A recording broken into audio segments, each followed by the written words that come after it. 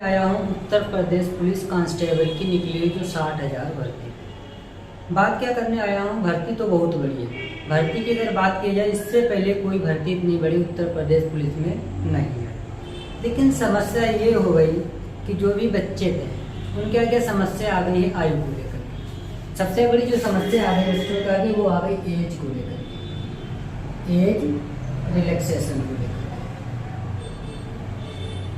अब ये समस्या ये है, एक खुशखबरी की तो बात है, लेकिन वो उन बच्चों के लिए दुख की बात हो गई जो बच्चे ओवर एज हो गए। बात ये है कि हम बच्चों का कहना ये है कि सब 2018 में जो भर्ती आई थी उसमें एज का जो क्राइटेरिया रखा गया था वो रखा गया था 18 से 23। लेकिन इस बार क्या हुआ, भर्ती तो ज़्यादा है।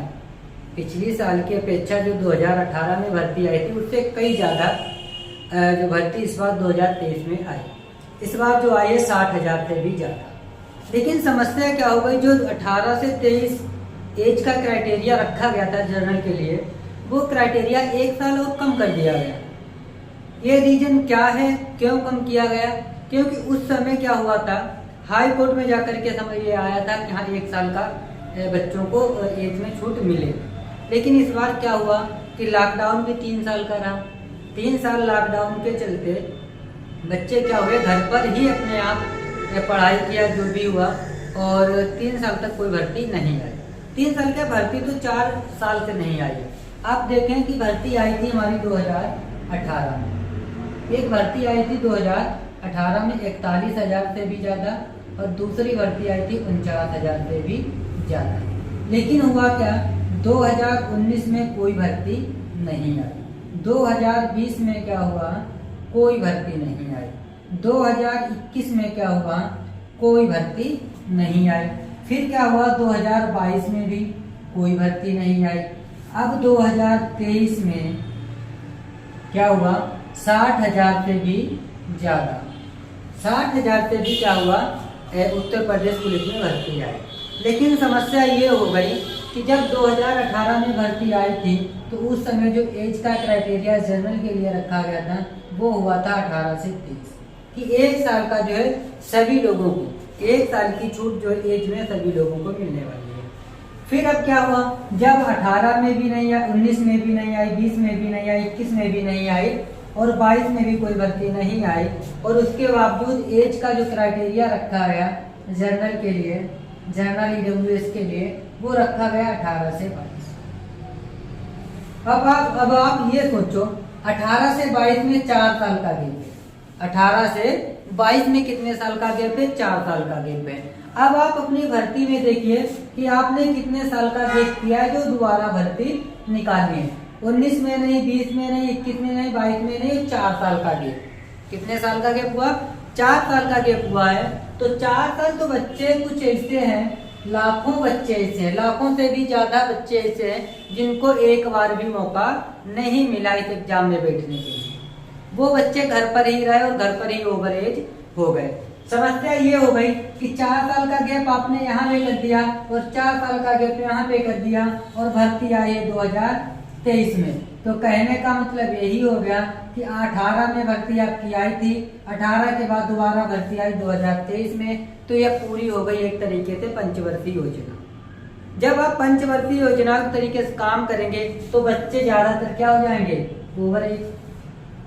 अगर वो रोजगार मांगते भी हैं, बहुत ज्यादा ये हुआ कि उत्तर प्रदेश की पुलिस की भर्ती जो है आएगी आई, तो हुआ क्या, बच्चे उसमें हो गए ओवर एज। ओवर एज इसलिए हो गए कि ये पंचवर्षीय योजनाओं के तरीके से किया गया इस भर्ती प्रक्रिया में काम।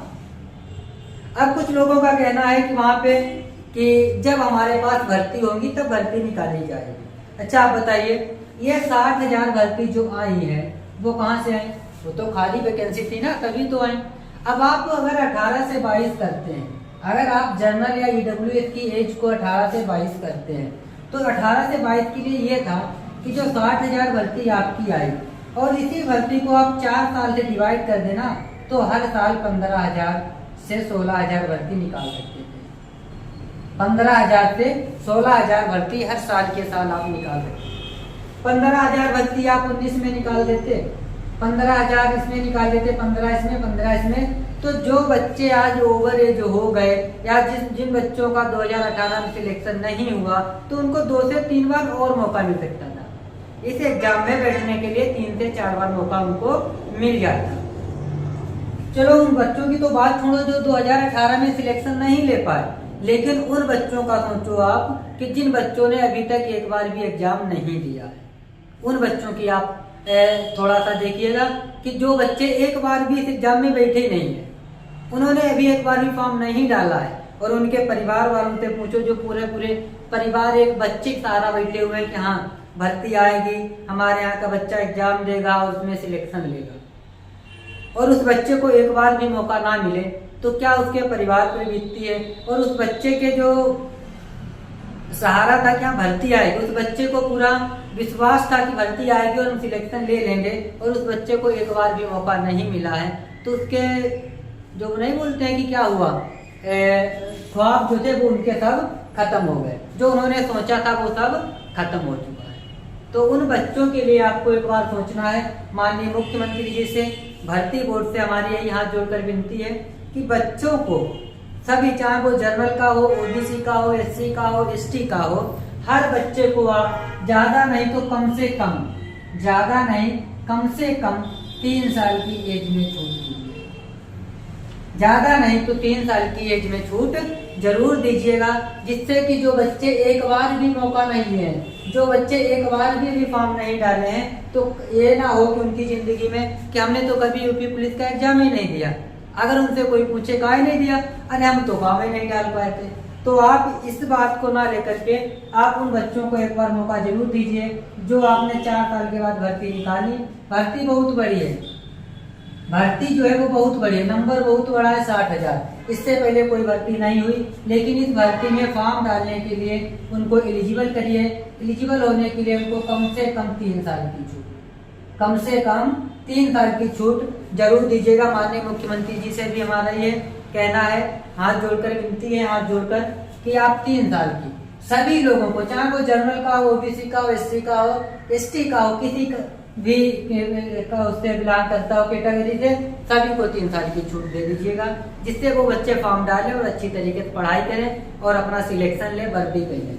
तो वर्दी के लिए सभी का मन होता है कि आप वर्दी मिले, ठीक है, तो उसके लिए आपको मौका जरूर देना है। जैसे कि आपने देखा होगा सब काम टाइम से हो जाते हैं, तो आप थोड़ी सी इसमें भी ध्यान दीजिएगा जो भर्ती प्रक्रियाएं चल रही हैं वो लेट क्यों चल रही है। लेट ये कि आप 3-3, 4-4 साल के बाद भर्ती निकालेंगे तो बच्चे घर बैठे बैठे ओवर एज हो जाते हैं।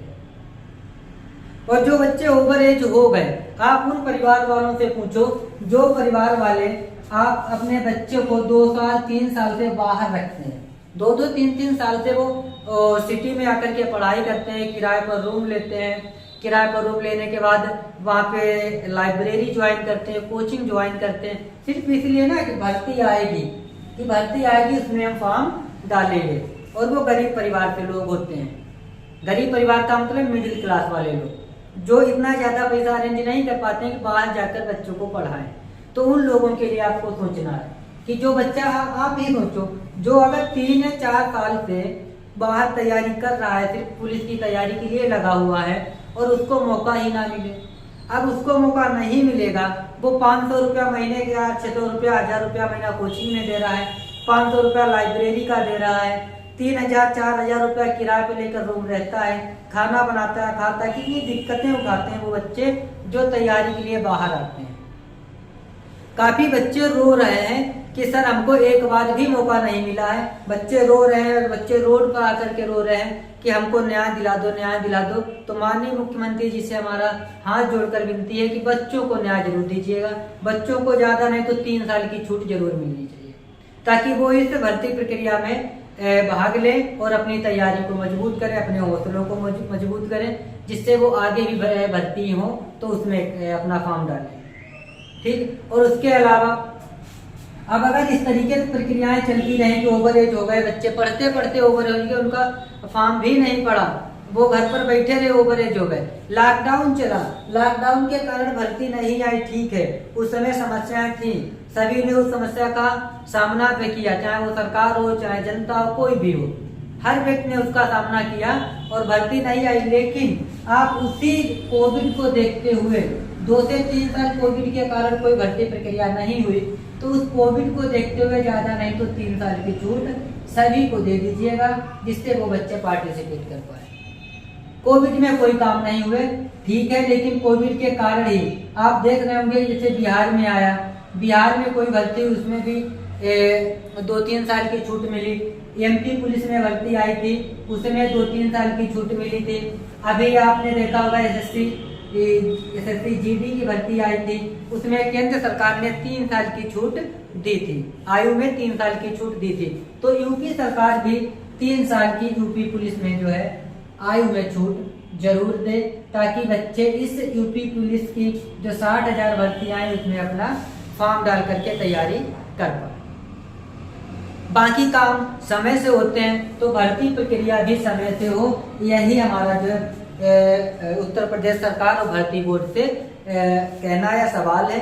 तो उत्तर प्रदेश के मुख्यमंत्री माननीय योगी आदित्यनाथ जी से हाथ जोड़ करके विनती है कि जो बच्चे आज परेशान हैं, रोड पर आकर के रो रहे हैं, उनके लिए जरा आप जरूर सोचिएगा, क्योंकि वो बच्चे ही, वो आपके ही बच्चे हैं, वो आपके ही बच्चे हैं, आपके ही ऊपर निर्भर हैं। अगर आप उनको 3 साल की या 2 साल की छूट दे देते हैं, तो जो बच्चे एक बार भी मौका नहीं लिए, इसमें एक बार भी फॉर्म नहीं डाले हैं, तो वो इस भर्ती प्रक्रिया में भाग लेंगे, फॉर्म डालेंगे और बहुत ज़्यादा ही खुश होंगे आपके इस कार्य पर। तो माननीय मुख्यमंत्री जी से हाथ जोड़कर विनती यही है कि इसमें 3 साल की छूट जरूर दें। बच्चे हाई कोर्ट, सुप्रीम कोर्ट जाएं, उससे पहले आप इस प्रक्रिया को अच्छी तरीके से करा लें, क्योंकि अगर छूट नहीं मिली तो हमें लगता है कि बच्चे इस बार हाई कोर्ट और सुप्रीम कोर्ट तक पहुंच जाएंगे एज को लेकर।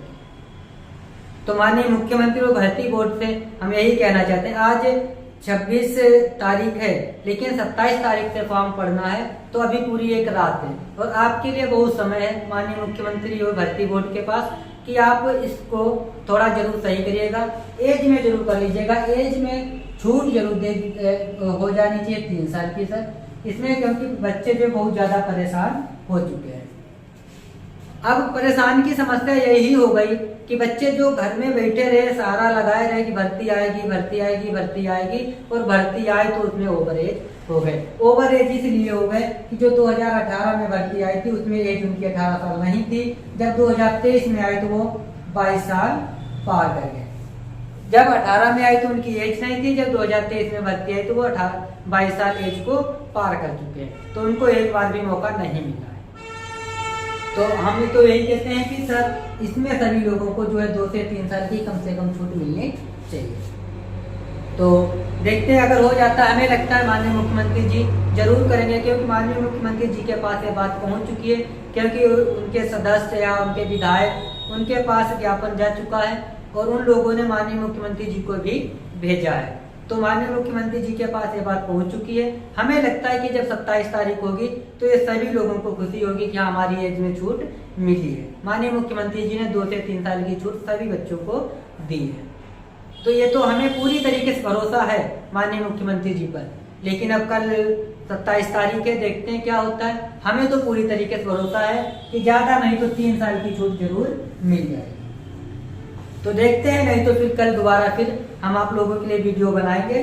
तब तक कि आप जो ट्विटर कैंपेन या जो इस तरीके से काम कर रहे थे उस तरीके से आप एक साथ होकर के काम करिएगा, और मैं बताऊंगा फिर उसके बाद अगर नहीं होता है फिर किस तरीके से क्या प्रक्रिया है जिसमें हमें आयु में छूट मिले।